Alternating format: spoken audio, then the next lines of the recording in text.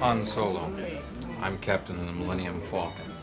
Chewie here tells me you're looking for passage to the Alderaan system. Yes, indeed. If it's a fast ship. Fast ship? You've never heard of the Millennium Falcon? Should I have? Hey everybody, it's Charlie. This is going to be my non-spoilery Solo, a Star Wars story review. I had a chance to see the movie. I will rank all of my favorite Star Wars films at the end of this too. I always try to re-rank the list every time I see a new Star Wars film. So if you're finding me for the first time, be sure to subscribe to get all the videos. Special bonus too, because Jon Favreau was at the premiere and he's the showrunner for the new live-action Star Wars TV series. He gave some details about that, so I'll add that video at the end of this too.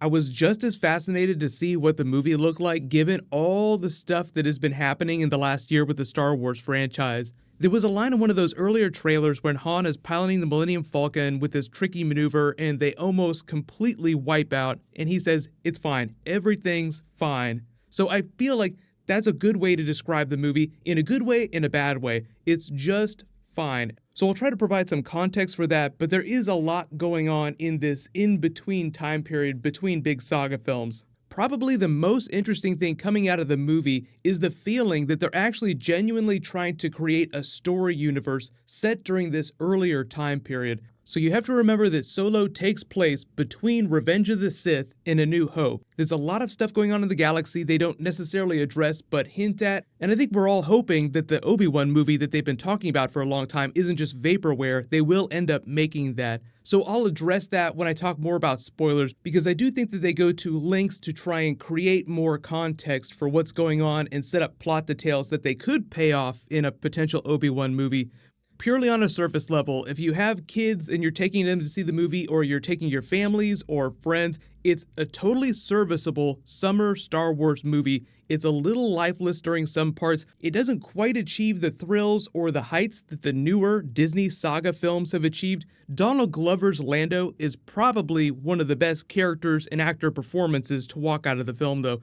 So if you wonder why a lot of people are suddenly talking about a Lando spin-off movie now, that if they choose to continue this Han Solo storyline that they set up in this movie, that Lando should be the character that they follow, just because it feels like much more fertile territory than trying to go back to the Han Solo well. There'll be all kinds of think pieces about cognitive dissonance and fans watching this younger version of Han Solo in Alden Ehrenreich's character, in how he's not quite doing an impression of Harrison Ford. So if you can reconcile some of those differences, there are some genuinely enjoyable moments during the film, but I don't think the film itself had anything particularly special to say, like things that had to be done. Like, this is mostly a movie done because people like the Han Solo character and they wanted to do a film with some spin-off characters. He just happens to be one of the biggest ones in the history of Star Wars, so that's why they gave him the film. Surprising detail too, Lawrence Kasdan revealed that he had actually started developing the Han Solo spin-off movie before the Disney buyout deal several years ago. Ron Howard is a totally serviceable director. You'll understand why they called him in and not somebody else, because he was able to bring it on time and on budget after Phil Lord and Chris Miller had shot everything up to like the last couple weeks of principal photography.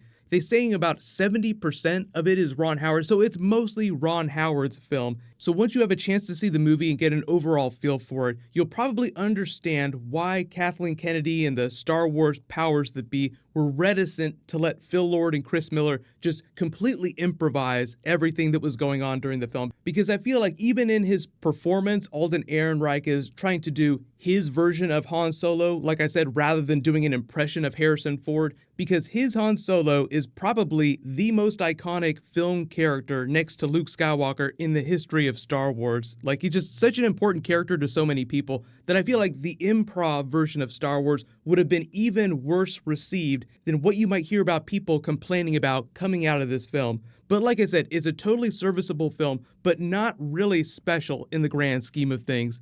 So I do rank it a little bit lower on my list of Star Wars films. So that's why I think when you hear people talk about sequels to this movie, they do not bring young Han Solo back. They bring Lando back. Talking about the actual characters, the performances themselves, Alden Ehrenreich, like I said, cognitive dissonance. You can see like Harrison Ford behind the scenes patting him on the back like, hey, good try, this is amazing. I feel like that's what most people will come away thinking about. Like, okay, this is a version of Han Solo. The new actor that they have playing Chewbacca did a great job. He was in Last Jedi as that character, but he didn't have a whole lot to do during that movie. Probably the most important character was the Millennium Falcon. They actually treat it like a character in the film, like you would expect it. It was fun to see it from this perspective, given everything that we know about it so far. So there was a certain fascination aspect in paying that off. Emilia Clarke's performance as Kira was totally serviceable. I like her better in Game of Thrones, but if you're talking about her in big films, this was much better than Emilia Clarke during Terminator Genisys. Donald Glover, like I said, probably the best character-actor pairing performance to come out of the film, so hopefully they'll bring him back during this supposed Obi-Wan film, if it isn't actually vaporware. I've already gushed about L3, great performance. Paul Bettany, right out of Infinity War, funny to see him pop up in another Disney franchise. His Dryden Voss character was totally serviceable. He's a great actor, but he wasn't somebody that I had a lot of high expectations for. So we can talk more about that during spoilers. There are a couple big surprises during the film, but most of that is in service of world building in this Rogue One period between Episode 3 and Episode 4. Woody Harrelson's character, also someone that I didn't have a lot of expectations about going into the film, but I've always been a fan of his work. I'm a little more excited to see what he does in the Venom movie because I think he's playing a bigger character in that. He, like Paul Bettany, great actor playing a relatively side character that we probably will not be talking about when we get to Episode 9. There were a couple big notable cameos. We can't really talk about them without getting into spoilers, but some of them were more memorable than others. But taken as a whole, the film itself isn't a complete mess like everybody thought it was going to be. So if you really like going to see big summer movies and you have a family or you have friends that just really like this universe, then I feel like it'll totally be fine.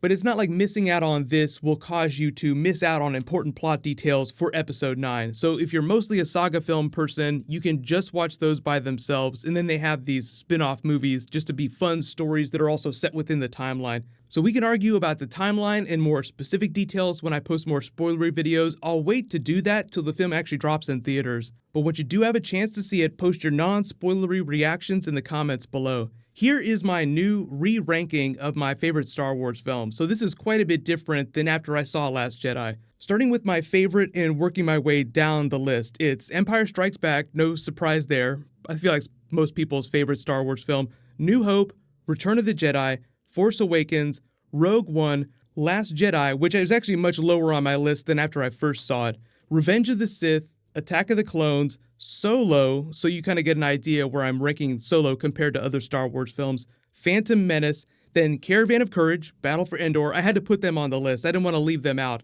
Very bottom, still holiday special, even though it holds a special place in the fandom. Like, it's so bad you have to watch it. It's like a rite of passage for Star Wars fans. Because this week is more Deadpool-related stuff, it's dropping in theaters, be sure to go see that. I'll be posting my Easter eggs and post-credit scenes, all those things later this week once everybody gets a chance to see it. Later tonight, we have new Flash, and then there are details about the Star Wars TV series, the live-action TV series that Jon Favreau has been talking about. You are going to be creating a Star Wars show of your very own coming down the pipeline. Is there anything you can tell us about that? Where are you in the production process? I actually wrote a lot of the scripts even before I had the job, to be honest with you.